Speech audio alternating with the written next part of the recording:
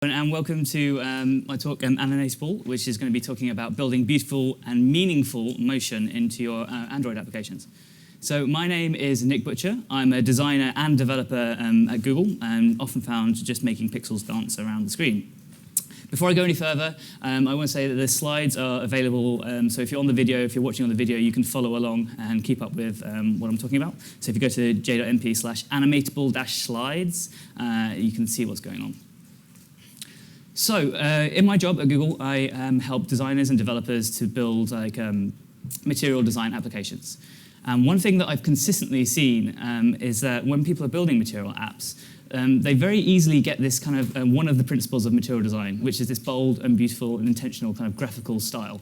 They get things like bold color palettes, cards, fabs, things like that.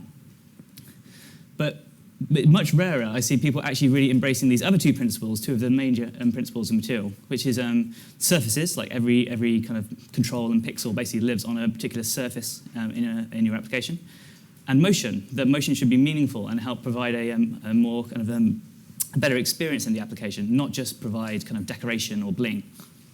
So today, I'd like to focus in on these and give you some tips and tricks to help you to understand and embrace these principles to make your applications better. So, motion in material design. The material design guidelines got a pretty spectacular update, I think, just before Google I/O this year.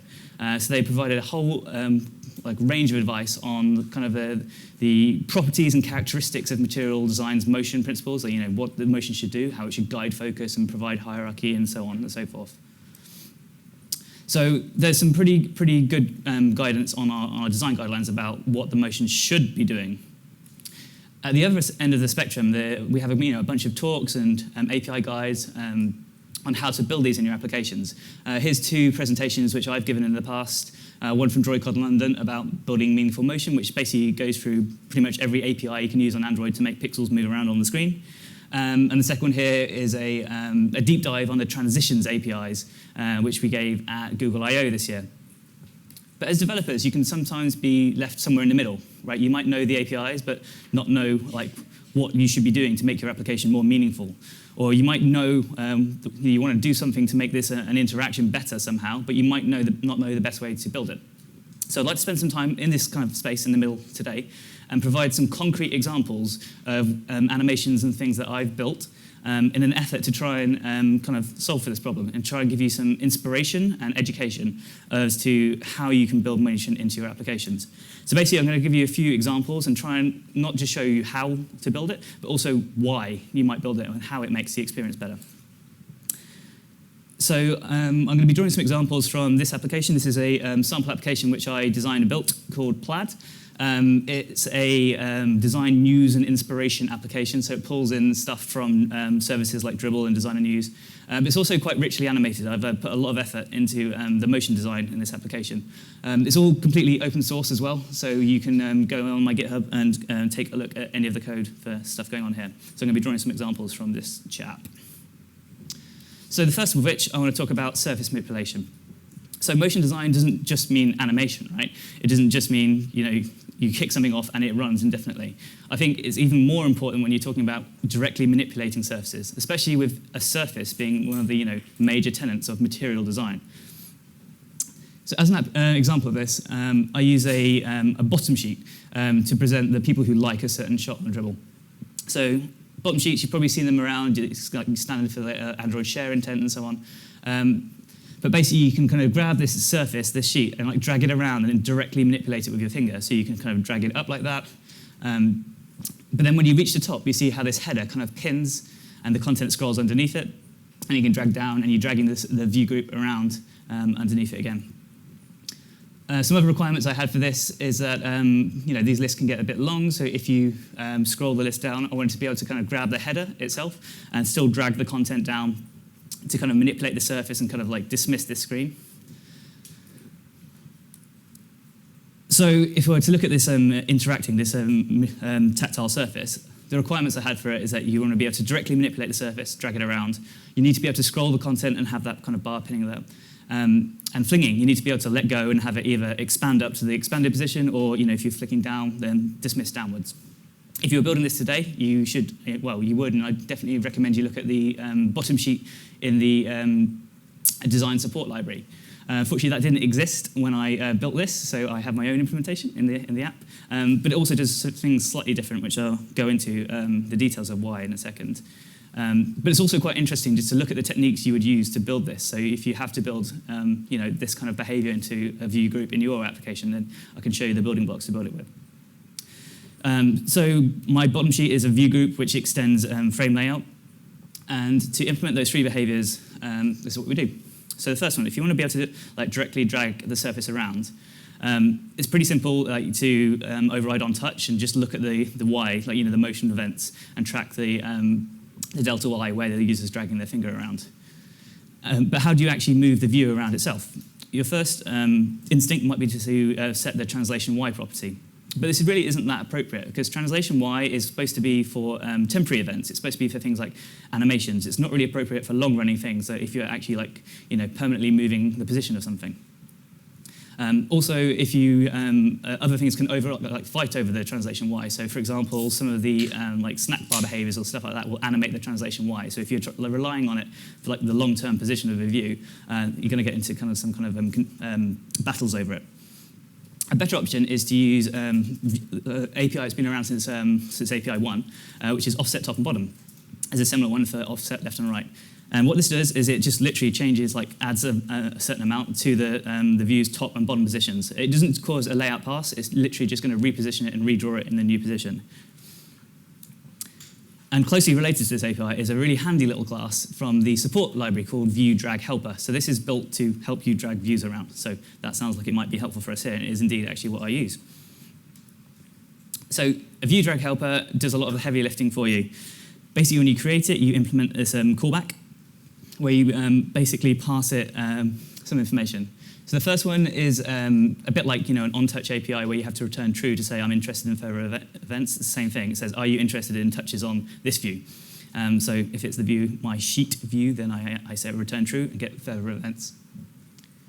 And then you just return the vertical drag range, so how far the interaction can drag the sheet up and down, as well as clamping its top position so it doesn't go too far one way or the other. And then it's this pretty simple API to use. You just pass along the motion events from on-touch and on-intercept touch into that drag helper, and it will do the actual act of offsetting the view up and down and moving it around. So pretty handy. So that's the first requirement fulfilled. And the second one was responding to scrolling content. So to do that, I use the nested scrolling API. If you want to go more information you've ever wanted to know about nested scrolling, then check out Chris Baines' talk from earlier today, where he goes into great detail about how this works. But as a worked example, here's how I'm using it. So there's three major callbacks which are of interest to me. The first one is similar, asks you, are you interested in this nested scroll? So here I'm basically examining the direction they're scrolling in and saying, any vertical movement I am interested in, yeah, give me further callbacks. Next, one of the cool things about nested scrolling, I think, is it gives you a chance to kind of override the default scrolling view's behavior before it has a chance to scroll. So here's how I'm using it. So the sheet starts off in a position, or you can drag it down to a position like this. So then if you were to start doing a vertical gesture, so you start pushing up on it, I want the sheet to expand up to its, to its fully expanded position before the scrolling starts. So as you saw there, it kind of expanded up, and then the scrolling started. So this is really awesome in that you can do a single gesture, which will then expand the sheet and then start scrolling. Before nested scrolling, that was so hard to do. You couldn't have a single gesture that would both move something and then start the scroll. Nested scrolling makes this almost embarrassingly easy to do. So here's the code for doing that. So basically, I just check if there's an upward gesture. If the sheet can move upward, then I work out how far I'm going to move, and then you fill in this kind of out parameter inter you pass called consumed. So I fill in how much of the movement I would like to take away, and anything left over, the scrolling view will be able to then use it for scrolling. And then note that I have to then manually call that offset top and bottom on the sheet content. So I manually move my sheet and tell the scrolling view, don't scroll by this many because I've actually consumed those pixels. Cool. And the next case where nested scrolling is pretty useful is just tracking what happened in the nested scroll. So this is when scrolls have occurred. So dy and dx consumed is how much the scrolling view inside the sheet has scrolled. But of interest to me is actually the unconsumed events. So what that means is, in this case here, where there was, let me just go back and do that again. So if you start off with the view, it has been scrolled a bit, so you can see you're not quite at the top of the list. As you scroll down in a single gesture, once it reaches the top of the list, I want it to kind of catch, as it were, and start dragging the sheet downwards. So again, that single gesture lets you scroll and manipulate the surface in like one gesture without having to scroll and then scroll again or anything rubbish like that. So by monitoring the nested scrolls for any unconsumed, as in, so the consumed events were how much it scrolled by. So when they're unconsumed, it means the user kept on dragging downwards, but there was no scroll range. So I can grab those unconsumed events and use them to offset my sheet downwards. So pretty simple stuff. And the last requirement was flinging, being able to fling the view around, like letting go and have it settle or expand. At first, I started looking at ViewDrag Helper has this API called settle view at, but this wasn't appropriate for my needs. Material talks about how objects leaving the screen should do so at full velocity. It's kind of, if you imagine it, if you flicked the sheet downwards, you'd expect it to kind of exit, to go off. You don't expect it to kind of exit and slow down. That's kind of the behavior you expect of a view, which is going to be something like a navigation drawer, which when you close it, you, like notionally, mentally, it's kind of still like just off to the side of the screen, so you can grab it and bring it back again. With the bottom sheet, it's more like a dialogue that when you dismiss it, it's gone. It's not kind of just hanging around, so you want it to exit at full speed. So that settle view at was not the one for me. So instead, what I do is I create an animation to make it exit or expand. But the question becomes, when you are handing off from a gesture to an animation, how do you make that feel correct? How do you make it maintain the velocity and so that it feels like it was moving the same, the right kind of pace that you were imparting to it? Luckily, the two APIs that happen when you let go, when you kind of flick it up or down, either in the view dragging case or the nested scrolling case, both give you the velocity y that the view was being dragged at. So you want to respect that and use that to set up your animation to maintain that velocity. So you use some kind of like high school maths, I guess. The speed equals distance over time. So the appropriate time to use is the distance divided by the speed. So I just apply a minimum velocity, because otherwise you can get into a case where you kind of flick it really slowly and it kind of inches off the screen, which is really horrible. But yeah, just pumping it through this formula will give you an appropriate duration to respect the velocity that the user was interacting with it at. And there's a small conversion because velocity in Android is always pixels per second, and animations want durations in milliseconds, so you have to times by 1,000. And for the interpolator, so how do you actually then interpolate that motion? Do you use it accelerate or so forth? Depends on two things. Are you dismissing the view, as in do you want it to exit at full speed? If it's not dismissing and it's expanding, then it's staying on screen, you want it to decelerate into position. And whether or not you had velocity or whether or not, or not. So I'll take you through the cases. So basically, if you flick it downwards, this is one of the very, very, very, very, very rare cases where a linear interpolator is appropriate. Normally, we would say never, ever use a linear interpolator. But because we're working out a duration appropriate to the velocity that is coming in, and because we want to exit it at full speed, then we can use a linear interpolator. So it does that. If it's expanding, so it's going up to the top, but you flicked it, again, we respect that incoming velocity that the user was like interacting with it, but then slow down into position at the top. So this is the material decelerate curve, or linear out slow in interpolator language. And then similarly, if you're dismissing it without velocity, so if you hit like the X button in the top, for example, it wants to exit at full speed. So that's the material accelerate curve I use here, or fast out linear in, like that. And lastly, if it expands without velocity, so if you just tap it, it does that. That's the material standard curve, movement curve, so that's fast out, slow in, which looks like that. This might sound like a bit like minutiae, like people are probably thinking, is it like really worth all this effort to, this seems like a lot of effort just to move a sheet around. And for me, the answer is yes, because especially when you're scrolling, you're directly manipulating a sheet.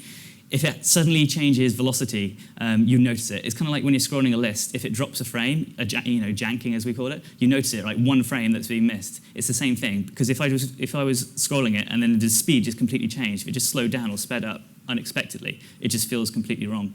So this kind of stuff really makes your app feel much more natural, I find. Cool. The next example I want to talk about is transitioning text. So in Plaid, the main screen is this grid of stuff, and you can go into each of them to get more details. Everyone's probably quite familiar with shared element transitions, where if I click on one of these images, it kind of expands into the detail state, which is kind of natural and looks awesome. But what about text? There's no kind of built-in text transitions for helping you do shared elements like that. So I built one. So here's what happens when you go into a story. You have the text. This is slowed down, so it would be faster than this in reality. But it kind of changes position and size and moves between those two states. So the idea here, the why of this is, you don't want to you want to keep the user oriented in your application. You want it to be this single smooth journey for your application. You don't want to be in state A and then get teleported in state B where you have to say, oh, what happened? The idea here is it takes them with you. You're never confused about what's just happened. So how would we build something like that? So as I said, there's no built-in transition. So this is a custom transition using on the shared element. So what we do is we grab information about the text in the two states, the start state and the end state. So things like the size and, crucially, the bounds. Because it being text, it's going to wrap, right, based on the text size and how wide the view is. So how do we animate between those two different wrappings? Basically, we collect enough information to create two static layouts. So static layout, if you're not familiar with it, is basically what powers the kind of text layout algorithm inside of a text view. So this will be what works out where the line should wrap and so forth and so on and so forth. So I capture enough information in the transition to create two of these, and I basically then diff them. So I step through it character by character and work out where the lines break. So if we're going through, there's a break on the small one there, so I would call that one, what I call a run, basically characters of text I can move as a single block. Maybe a second run there where there's a line break on the larger version, and so on and so forth. So for this example, this completely random sample text, there would be 5 different runs, as I call them, which are basically rectangles or coordinates within the static layout that I want to move together. And then I capture a bitmap from the static layout. And the reason is, think about how you might transition from text of, say, that could be 10sp to 30sp or something like that. You could just draw the text at an increasing font size, but that has pretty bad performance implications. Basically, for animating from 10 to 30sp, you're basically going to hit every random decimal value in between that as your animation kind of runs. And that has pretty disastrous consequences for your font cache, which basically caches textures and so on. So I'm using a technique which George Mount from the framework team came up with, which is to actually just capture a bitmap in both states, the small state and the large state, and then just scale the bitmaps between to get the scaling of the text without actually having this damaging effect on the text pipeline. But scaling bitmaps of text itself has issues. You could scale the smaller bitmap up, but then you're going to have pretty horrific issues like this. You don't really want to see this jagged text. You could scale the larger bitmap down, but that also has issues. So if you look here, it might not be clear, but one is a bitmap scaled down and one is the actual text. You can see there's slight width variations. Basically, text has different kerning at different text size and so forth. These might be small, but what will happen is during the animation, it will grow smoothly, and then at the end, when the animation finishes and we switch back to just normal text view rendering, it'll snap. So it'll be nice, smooth, smooth, smooth, smooth, snap, and that feels horrible. That feels really, really janky. So a clever technique which George came up with, which I like, is what he calls a switch drawable. So basically, you give this custom drawable access to both the small and the large bitmap, and you start drawing it small and you scale it up ever so slightly, so not so much you'll see the text artifacts, so the scaling artifacts, but crucially you're starting from the small one, so the kerning will be perfect from the start state. Then you switch to the scaled down bitmap, scaled down large version, and then scale that back up.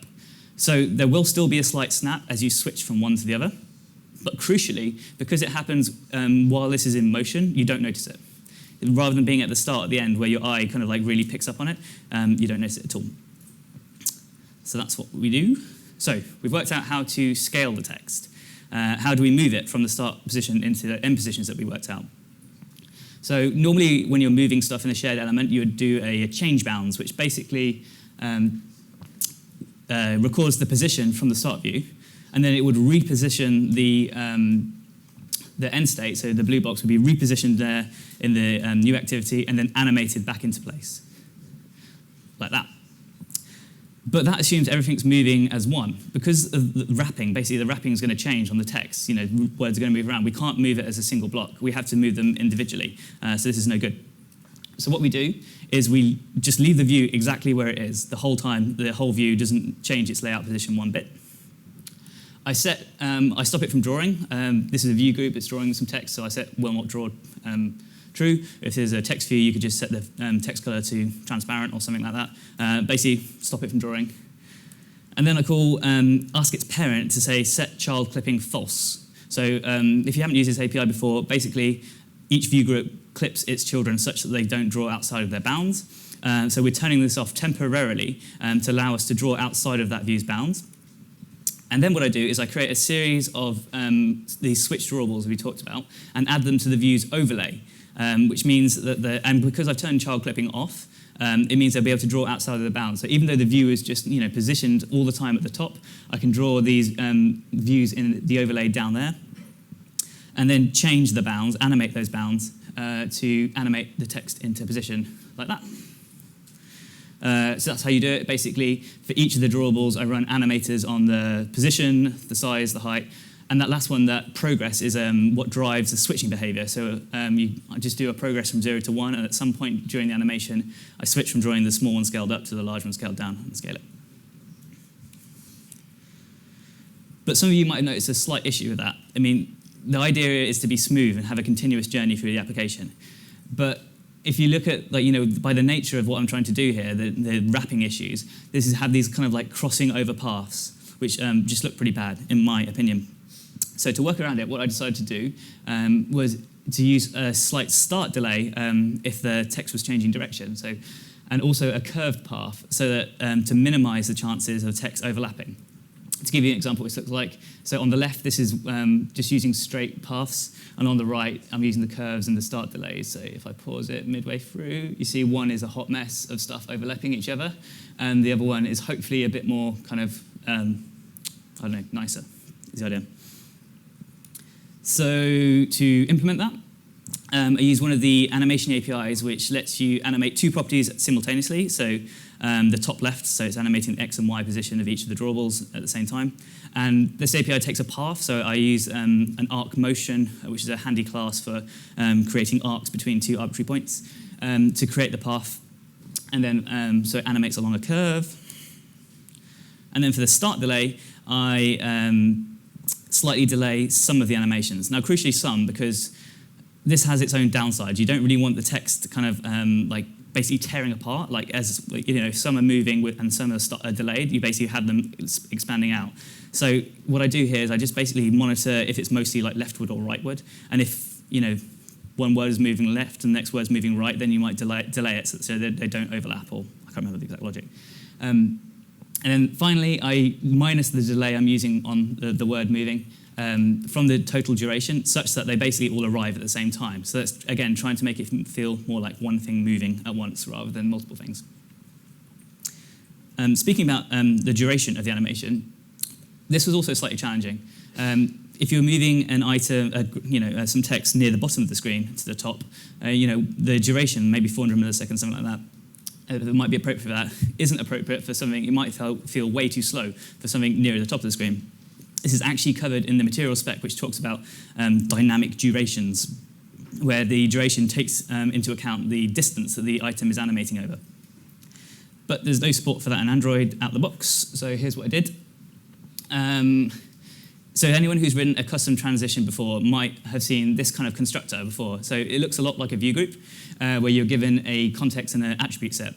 And just like a view group, you can define your own attributes and query them. So I define my own stylable attribute for velocity, and then provide that in the in the declaration of the transition where you're setting it up. So here I'm passing in a velocity of 700 dp per second. This is great because it allows you to alter it based on size of the device or for different transitions. So for example, on the way into the screen, when it's, you haven't seen the screen before, I make the text move slightly slower. On the way back, where you're just returning to where you've been before, I make it faster because you kind of know you were doing, just get out of the way and get on with the transition. And this makes it super simple to do something like that. One note of a trick which I found quite handy was declaring that as a dimension. So even though it's a velocity, I just declare it as a dimension, as in the number of pixels per second. So that means that when you do typed_array.getDimension pixel size, it will handle the scaling for me, the density stuff for me. So no matter what the screen size, this will get me a pixel value, but I can declare it in a number of dips per second. So it handles the screen density stuff for you, which was handy. And just as before in the sheet example, once you have the velocity that you want, and you can calculate the distance by looking at the relative centers of the start and end state, you can work out the duration to run it over. One slight wrinkle going on here is that I'm setting the individual durations on each of the animations. So because I'm setting different start delays, you have to set the duration on each of the animations. You can't just set one duration on the transition itself. If you were to do that, or even if one of the parents of the transition, so say this transition's in a transition set and it has a duration, it would overwrite all those carefully created animation durations that I'd set up.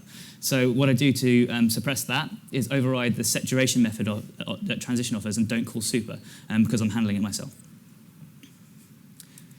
And a final detail of this transition, which I developed quite late, but I think really, really helped, is trying to make it feel more like one thing moving rather than multiple things moving at once.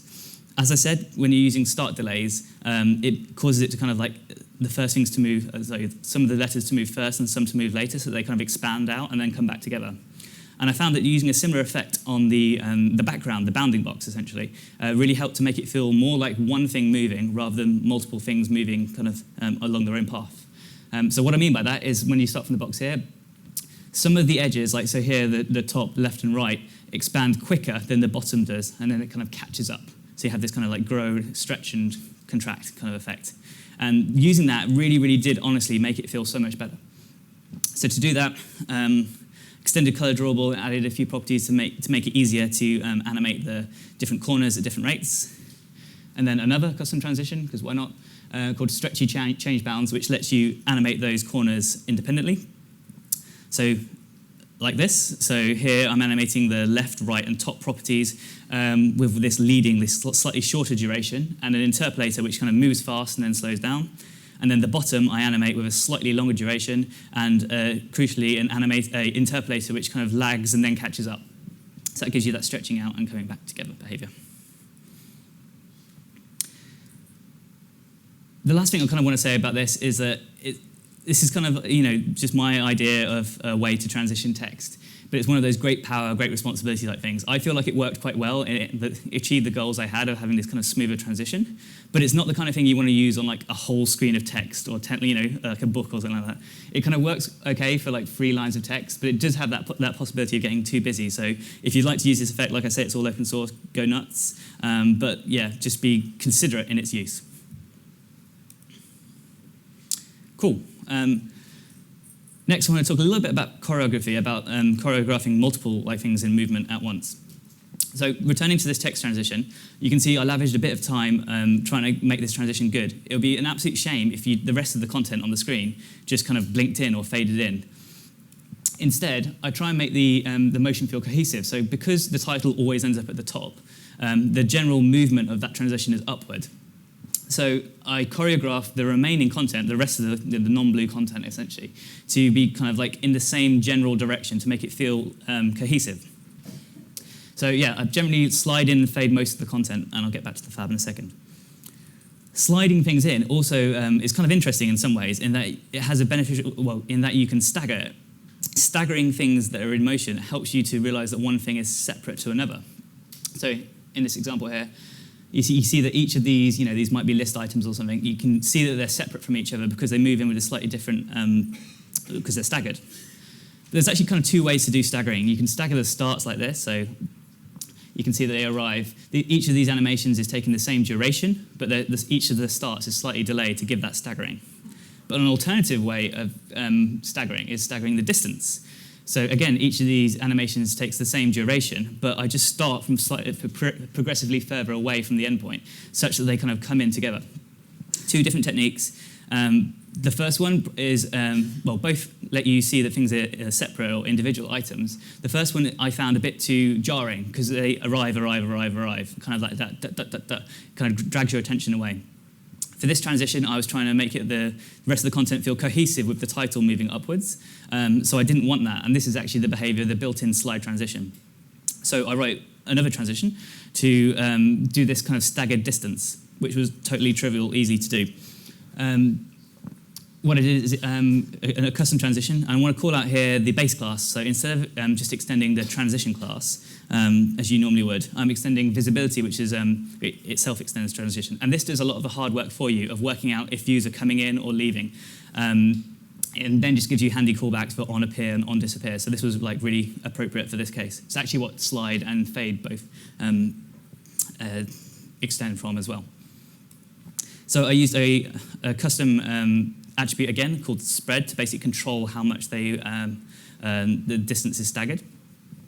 And so then to create the animator, I grab the view's final position, final Y position on the screen in screen coordinates, and then times that by this spread factor in order to get its initial distance. So say you had a spread factor of 2, a view which is going to end up, say, 100 pixels from the top will start off 200 pixels and then, settle in, whereas a view which is, say, 500 pixels from the top will start at 1,000 and settle in. So this gives you that kind of contracting staggered distance slide.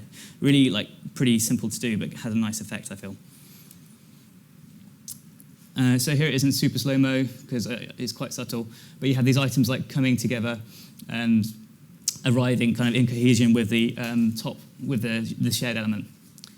But the eagle-eyed among you might notice an issue with that. So if I just pause it just here, you can see that some of the views are disappearing. What happened to some of the views that were in the middle there? They're not sliding, they've just gone away. This is actually a generalization of the problem we had before with the text, in that view groups clip their children, right? Until we all arrive in the magical land of constraint layout where everything is flat as a pancake, this is an issue. Because I'm applying the slide to the whole view, basically. This could be an arbitrary complex layout with nested layouts and so forth. So this is what's happening here. They're basically getting clipped by the nested layouts. So I guess one thing, you could make a flat layout, but I haven't done that yet. Instead, I use the clipping trick again. The thing about turning off parent clipping is you actually have to go all the way up. So it's no good just turning off your parent, because its parent might clip you still. So I wrapped it up in a handy little recursive static method called set ancestral clipping, which will basically walk up. You give it a view, it'll walk up its parents until it reaches the root, turning off clipping and returning back what the state was before. And then at the end of the animation, you can restore it back to how it was.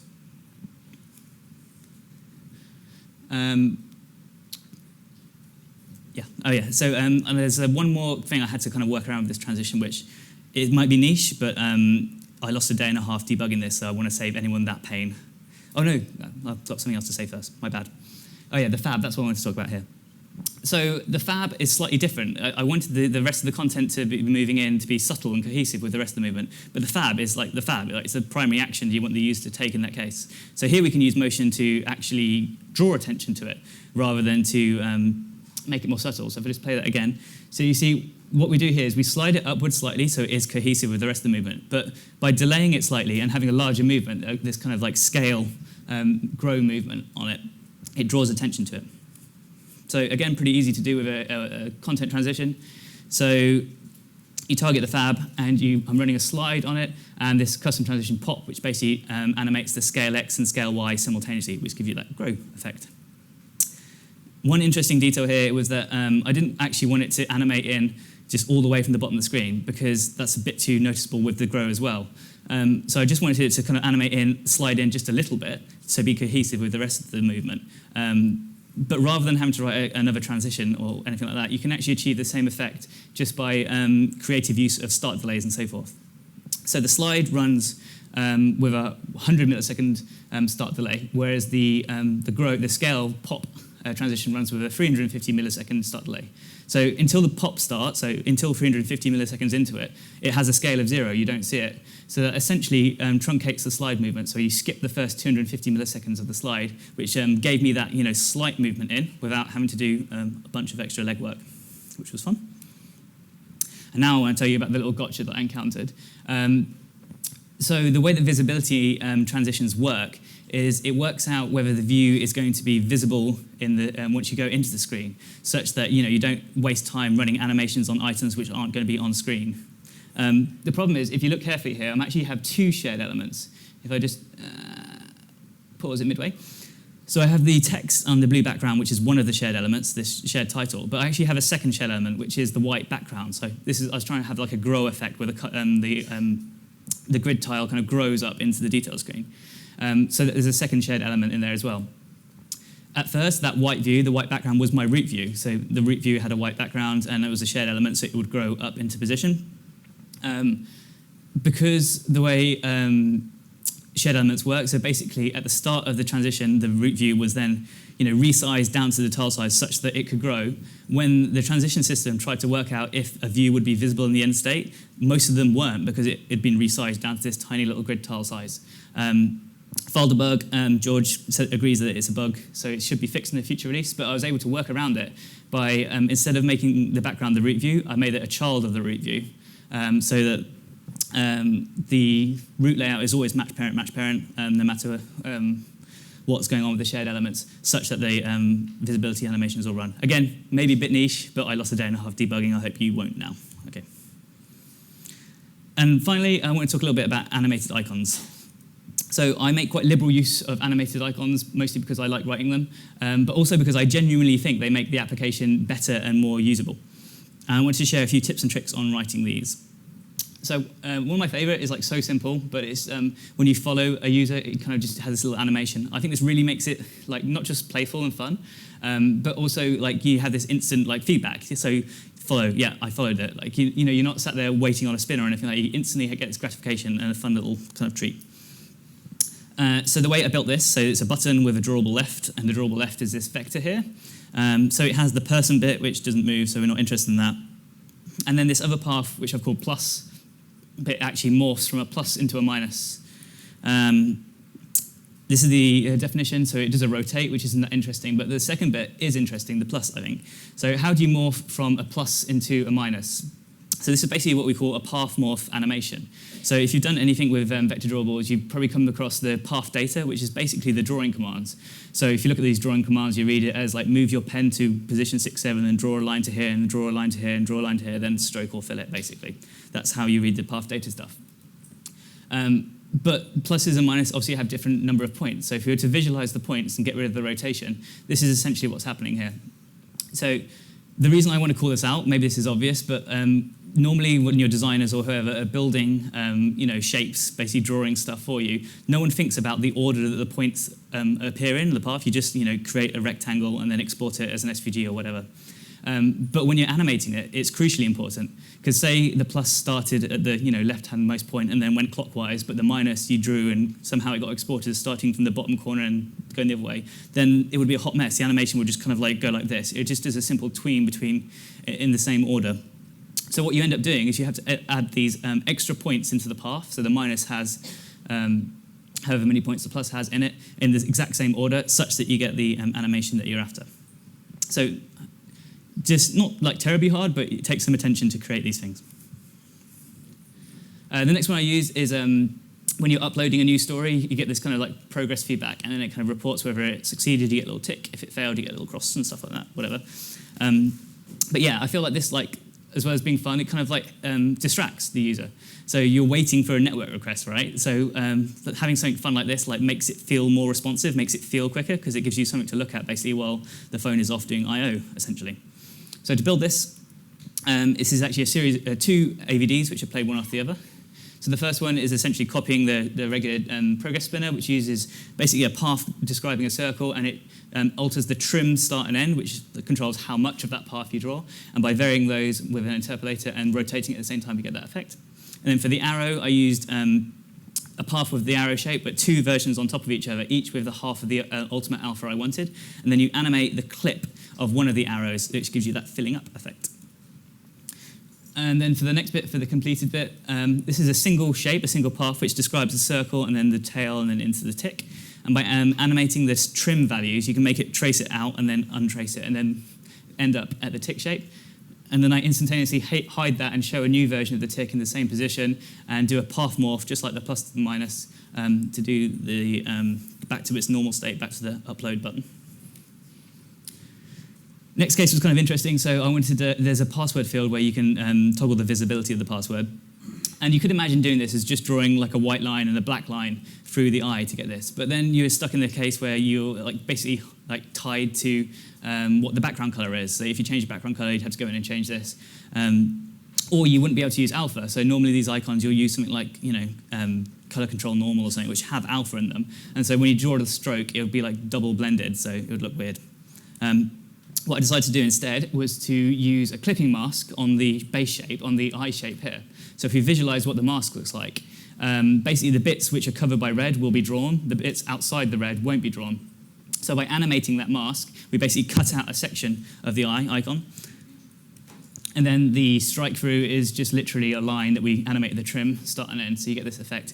And then once you've set this up, you could apply any icon. Like the eye just happens to be incidental to this animation. It's not hard-coded, so you could use this for any icon at all, which is fun. And the last one, you might spot this in the bottom sheet. So when the bottom sheet was expanded, I had a cross to dismiss it, but when you start dragging it down, it turns into a little down arrow to tell you that you can keep on dragging down. To show you how I built this, I actually want to preview a little tool which my awesome colleague Roman Nurek has been working on. So as you've seen, there's quite a lot of subtleties in building these animated vector drawables, and the tooling is a little bit like prehistoric at the minute. But he's been building this awesome little web tool and has let me demo it today. So this is, like I say, a web IDE that lets you build these little animations. So if I grab a SVG and drag it in, you can see that this thing we're building is actually made up of 3 paths. So you hit this little layer panel in the bottom left, so you can see the different paths. One of them is a down arrow, and there's a properties pane, so you can actually directly edit these. So you can change the stroke, the fill, the path data itself, the colors, all that good stuff. And there's 2 more paths, which are the kind of the legs of the cross. And then there's this little properties pane where you can run an animation on it. So here, if I click on there and I set up a trim path start animation, so click on that, and then configure the values, so I'm going to trim from 0 to 1, and set a duration, and appropriate interpolator. You can see there's a timeline going on here as well.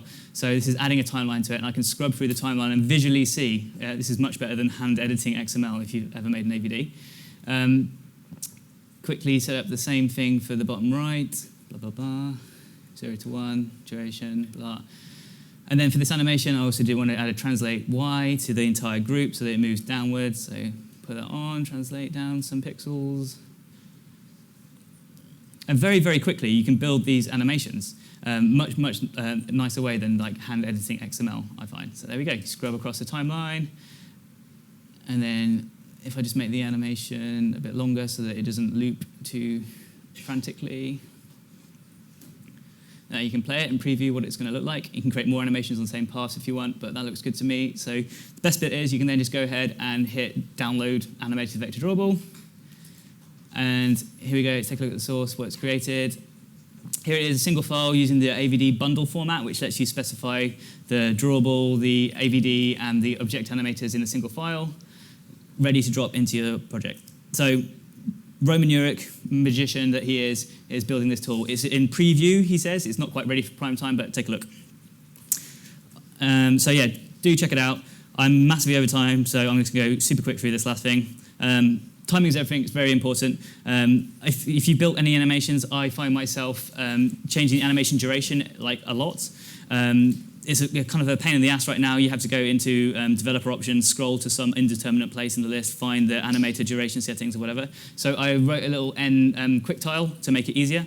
So you can either toggle between 1x and 5x, or you give you the full list to choose the animation speed. So I'm going to be open sourcing this after this talk. So you can install this tile. I recommend it. Then you can lavish time on these animations. Embrace transitions. Like the more I wrote animations, I found transitions so useful. It made a really good way to encapsulate a lot of these like changes of state. One example, I had a kind of a enter an activity animation which used a lot of crappy code like this. So basically, it's code which was very tightly coupled to the activity it was in. It was all like grabbing a view and measuring it and working stuff out. When I ripped this out and replaced it with transitions, it became something like this. So it became a transition definition of using these like encapsulated, reusable blocks which you can kind of like mix together and compose. So you might have to write some custom transitions. So here I had to write a circular reveal transition. But once I'd written it, I found I could rip out more and more crappy specific code and use it generically all over the place. So transitions for the win. Lastly, animations, all smoke and mirrors. There's a lot of tricks, like things like using the view overlay and turning off parent clipping. Hopefully I've shared a bunch of tricks. Just go look at the source code of Plaid, like learn from this stuff. Like we should all share as a community and like level up our tricks here because it's worth it. So again, I'm out of time, so I'm just going to say make animations. It makes your app better. Thank you very much.